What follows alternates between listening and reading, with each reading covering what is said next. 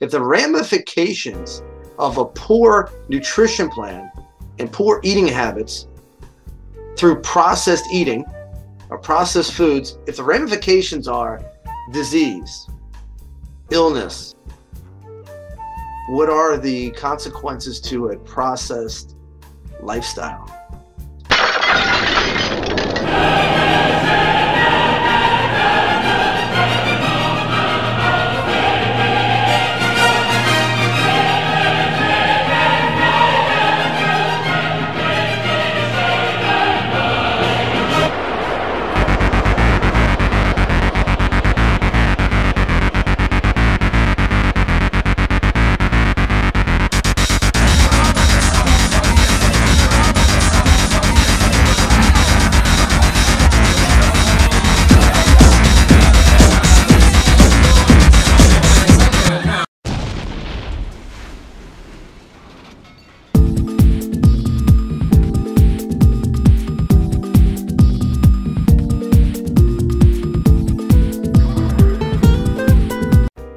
Welcome back to the Dolce Vita Lifestyle Channel, and we're going to discuss all things the Dolce Vita, living life creatively, living life as art, avoiding a processed lifestyle, becoming our best selves, right? The best version of ourselves.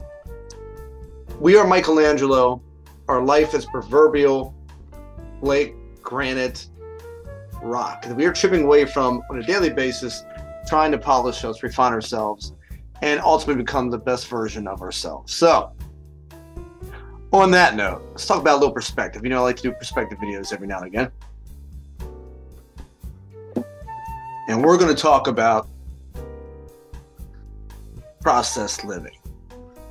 Let me ask you a semi-serious question here. Look around you in society or people that you come across in your daily activities. If you're over 30, maybe notice how things might be a little bit different than when you were growing up or the things you observed when you were growing up. I don't know. Just a thought.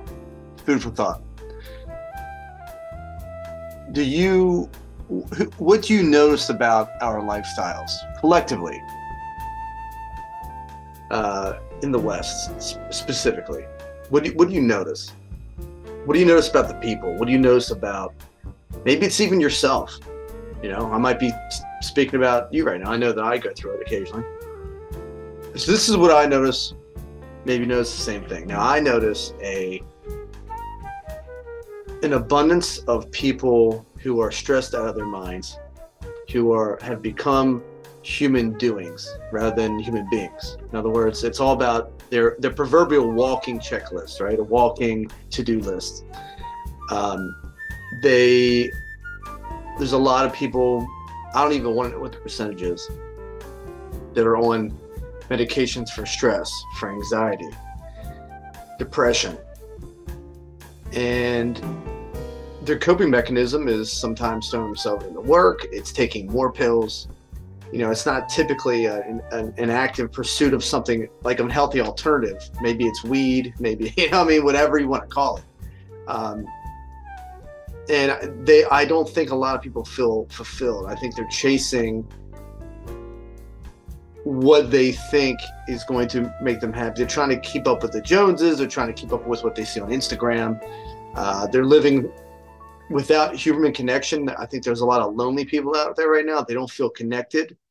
And I think, they're living their lifestyle through websites, through social media, as opposed to living organically, living in the moment, real human connection, which is what La Dolce Vita is all about.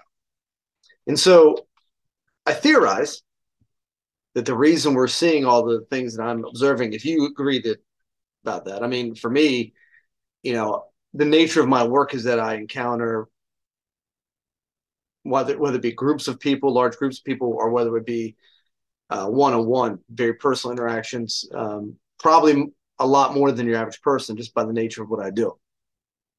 So I'm doing a lot of connecting with people. And I cannot tell you, it's I don't know if it's as alarming as it is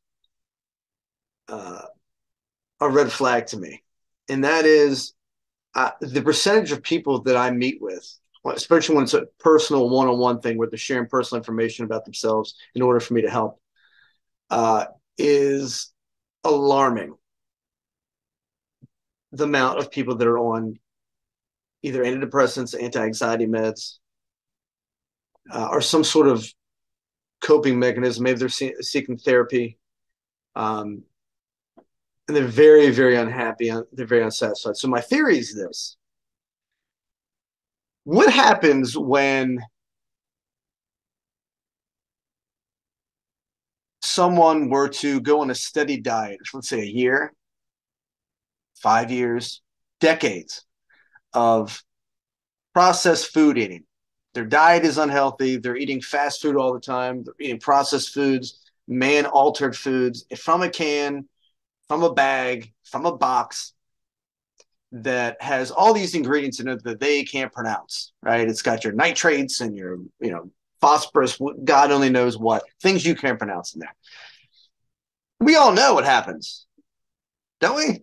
I mean, that sort of healthy lifestyle, you get sick, you become overweight.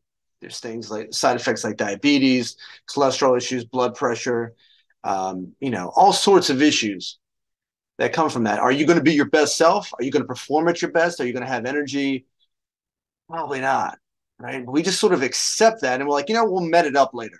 Let's throw some more meds on there after the fact, as opposed to being proactive and just living and embodying a healthy lifestyle, right? Whatever that means for you, healthy in all aspects, right? Healthy eating, healthy social life, which is what we're going to talk about a little bit today, a healthy exercise program, active, that sort of thing. We all discuss and all know what the ramifications are to a poor diet, our nutrition plan, or not working out, right? That sort of, but no one talks about a process of lifestyle. I never hear anyone talk about this. That's because we're all doing it, right? So we don't want to call it out, do we? Think about it. Process lifestyle is the equivalent. You're living a box living. You're living a paint by number existence, right? You're going up to proverbial life, and it's living two-dimensionally. You're, instead of grabbing your box lunch from the grocery aisle and eating it with all these nitrates and processed items in it, things you can't pronounce, you're living that way. You're living a paint by numbers. We all are. And what does that equate to? What is all this social media and dating online and chasing clout and, go, go, go, go, go, go, go, go, and more adrenaline and go, go, go, go, go, and ADD functioning, right? And becoming a human doing rather than a human being, not living in the moment, but what's the next thing that I have to accomplish that's on my to-do list, right? For what's the next obligation? What's the next responsibility? There's a balance to be struck, right? But most of us are on the deep end of that balance, right? We are knee deep in bullshit. We're knee deep in obligation, responsibilities.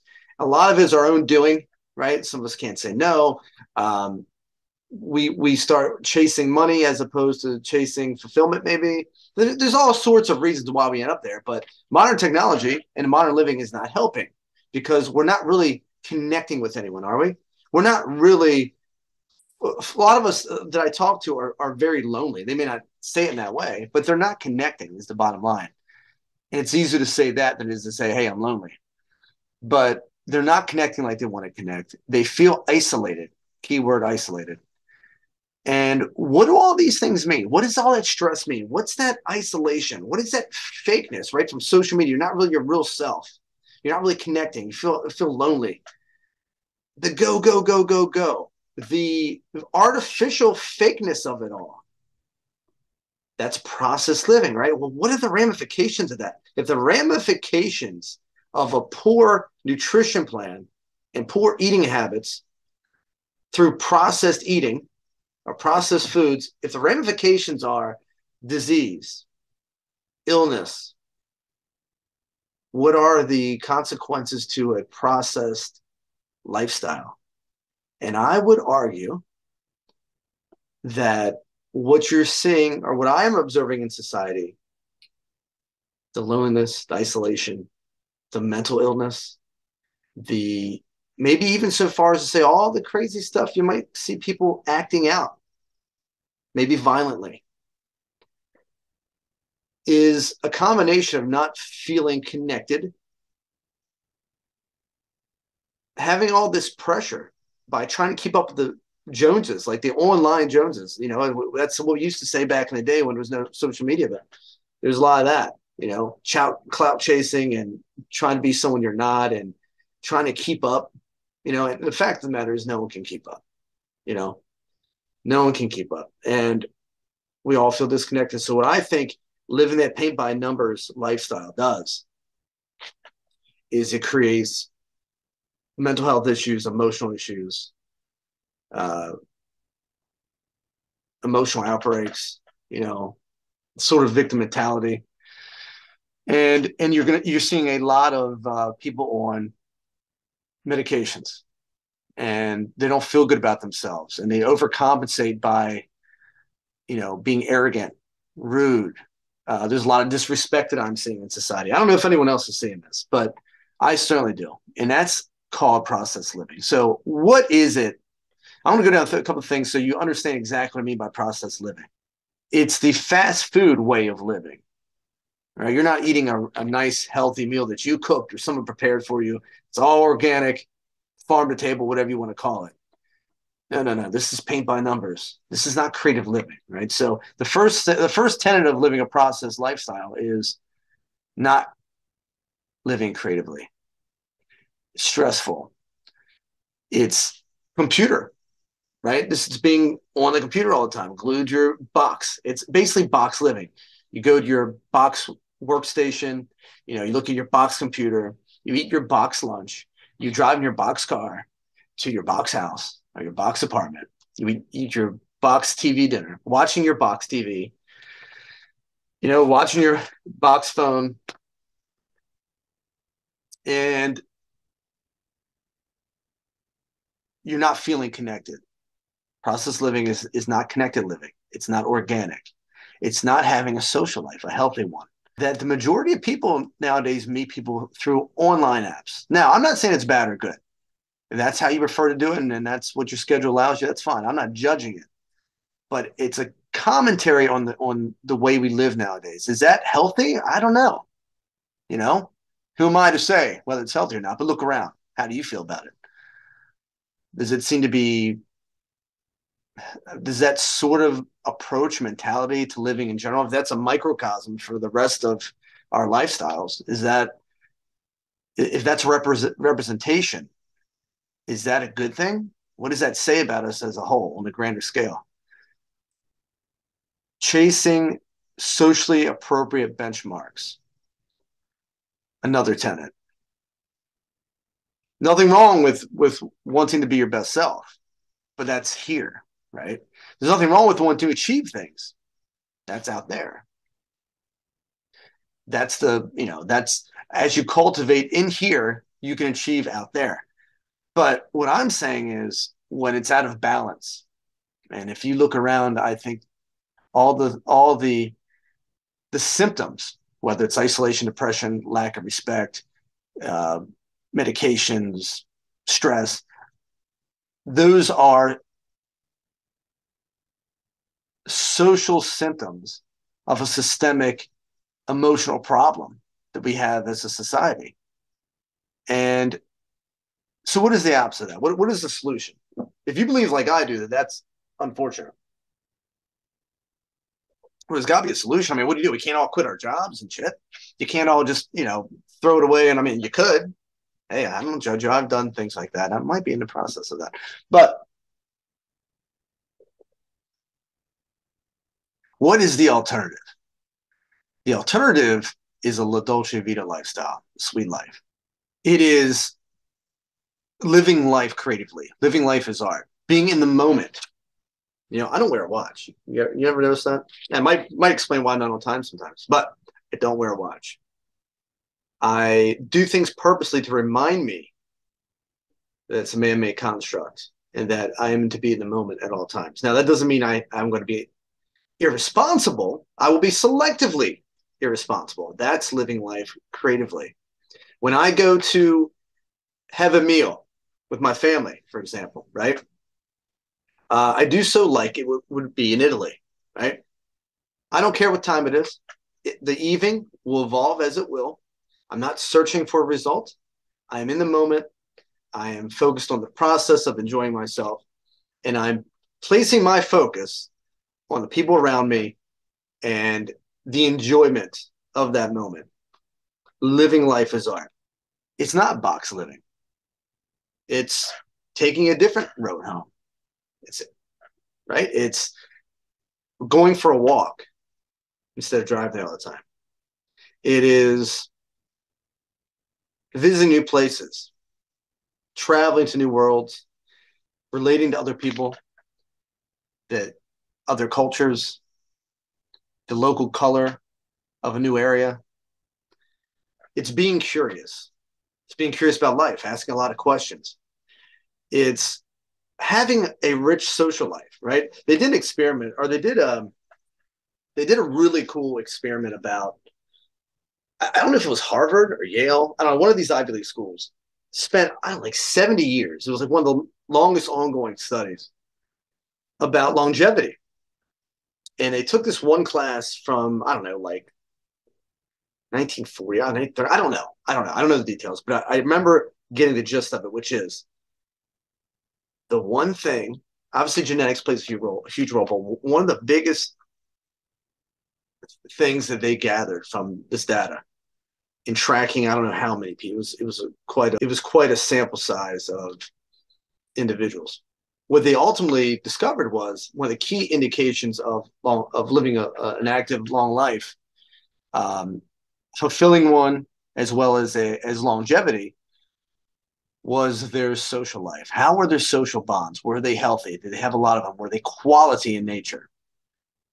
Right? Were they taking time out of their day to socialize? I think the Europeans do it well, right? The Europeans, if you go to a pub in Europe, or a nightclub, something like that, you're going to see a lot of people of different ages. You're going to see people leaving work and grabbing a drink, and the Italians do it well, the Greeks do it well, the Spanish do it well. You work to live. You don't live to work.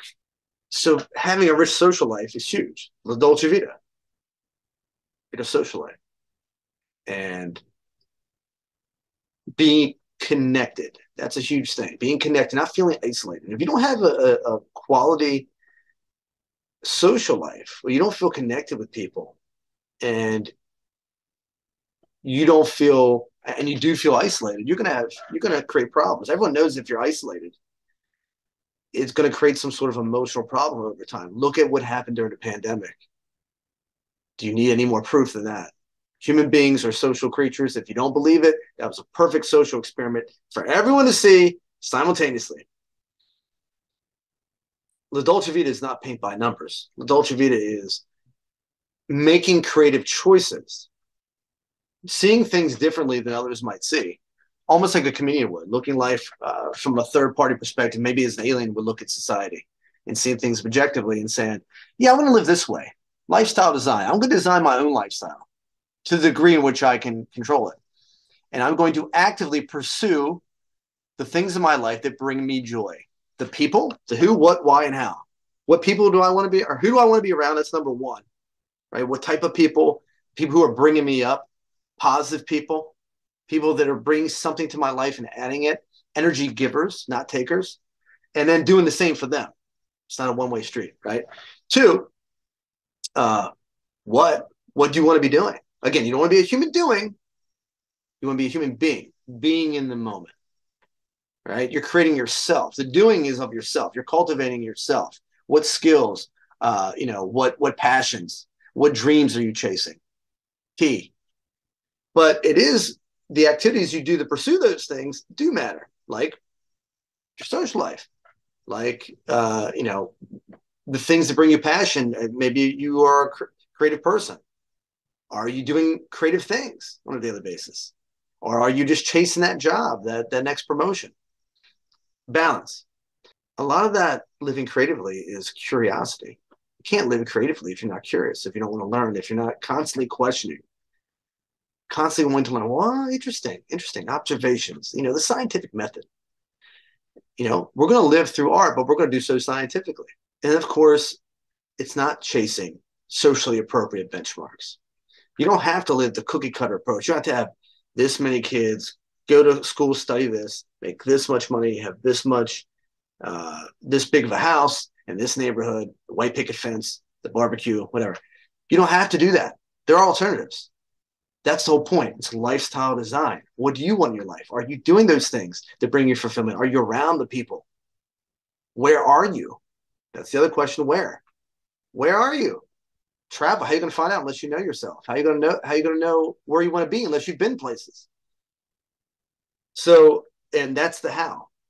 The how is in the doing. The how is cultivating yourself. The how is experiencing those things are going to help you add layers to yourself, right? If you're that proverbial granite rock and you're chipping away every single day a little bit, you have that vision, that dream, that vision, the person that you want to become. It doesn't have to be out here all the time.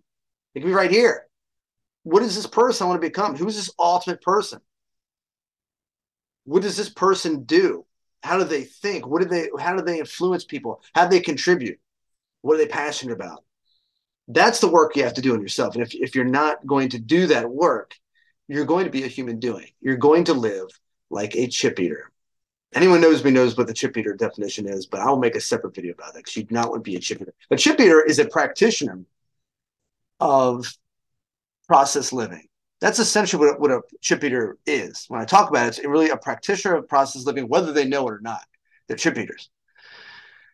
What is the opposite of a chip eater? Well, a practitioner of creative living, a La Dolce Vita practitioner, someone who is living life as art. Now, when I say living life as art, the best example I can give is one that I didn't come up with.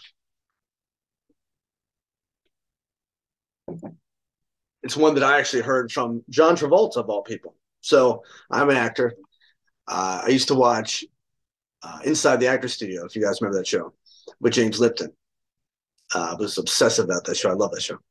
Anyway, towards the end of the show, they give the audience, who I think was Pace College, and the audience members were students, acting students. And so, they had a chance to ask any question they want to their favorite actors. And it was really cool because then, questions like you and I would ask, and it wasn't always about acting, the craft of acting, although it usually was, but almost always the craft of acting would come back to the art of living in some way, shape, or form, which I found very compelling. So they asked John Travolta, or maybe James Lipton did, well, you talk about living life as art. What does that mean? And he said, well, kind of the same thing I said earlier. The Europeans seem to do it better than we do in terms of the art of living. But he's like, let me give you some examples. He's like, and I'm paraphrasing here, but because when I was in New York, I didn't have any money. I was a new actor. I was a struggling actor coming to New York, trying to make something of myself. And let's say I had $5, right? This is the 70s, but so I don't know how much that would equate to now. But let's say it was $5 for argument's sake. Because all my friends were reading the local tabloid fodder or some cheap magazine. I would pick up, say, the Wall Street Journal and read that. He's like, same $5.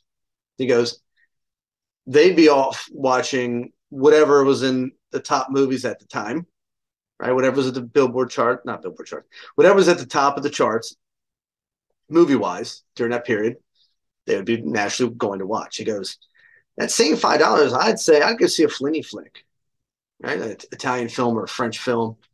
Same $5, different experience. My friends would go out and they go to the local burger joint. He's like, man, I've done that. What's that experience? What's that going to offer me? He said, for the same $5, I would go over to the local French cafe. And for that $5, I'd get a little baguette. I'd get a little glass of wine. I'd get my meal. And suddenly, my environment was transformed and I was in France. Same $5, completely different experience. What you surround yourself are, the decisions you make on a daily basis will either enrich your life or will take from it. He's like, I've done that. I've been to the store there. What is that adding? I've been to that hamburger joint.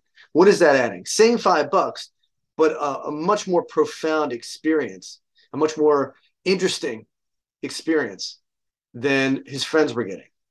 And I make that argument all the time. Inputs matter. And you choose the inputs a lot of times. Sometimes you can't. But within the control that you have, you can't control all the advertisements around you, but you can control the filter. And you can also choose to do what you want to do with your time and who you surround yourself with and what you watch.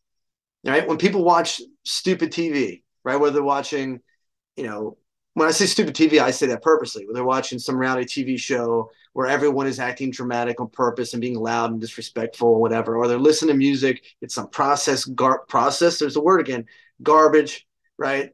That's got no obvious talent to it. And it's just a bunch of disrespect for no reason and just a bunch of crap. It's crap, but you watch it because it's cheap sugar. It's processed and you need a hit. You need that dopamine, right? And you get that hit or whatever it is. Maybe it's social media addiction. Maybe it's, you're listening to terrible music. Maybe you're watching terrible TV because you're living. It's a distraction from what? What's it a distraction from? Process living, process lifestyle. And rather than fixing it, it's easier to distract yourself from it. It's easier to watch other people's adventures on TV. And that's part of being a chip eater. It's part of living a process lifestyle. So the alternative to that is living life as art, enriching your life with dynamic, interesting, positive people. They're going to help uplift you, and you raise your game, right? And you raise your way of living. You don't have to be rich to do this, but you do have to be curious. You do have to be willing to do the work. You do have to be willing to make some sacrifices. You do have to be willing to be judged. Trust me. But you have the big picture. You have the vision. And it's up to you to follow through with that. In saying that, I encourage you to actively pursue a La Dolce Vita lifestyle, actively pursue a richer social life. Be curious. Live life as art. Live life more creatively. Surround yourself with people like this. And if you don't have people like this, then I encourage you to join the La Dolce Vita network. So I'm going to leave something right here for the IG handle. And also join this La Dolce Vita YouTube channel where we will help you be your best self. Also, if you're watching this, then hit the like button, share it for someone who needs to hear it, because there are a lot of people. Let's look around. Huh? If you like the content, hit the like button. Subscribe, for God's sakes. So you have me on IG. You'll have me here at the Dolce Vita Lifestyle channel. And if you're physically in a geographic location that I am occupying, then maybe you can join our physical group. And if you don't have a social life, we'll get you one. You know what I'm saying? Dating, socializing, networking, living creatively with other like-minded people that want to be their best version of themselves and live their ultimate adventure, choosing their own adventure, giving them a platform to do so. So again, I encourage you to join in all shapes, forms, and sizes. And until we meet again, live creatively and live dangerously.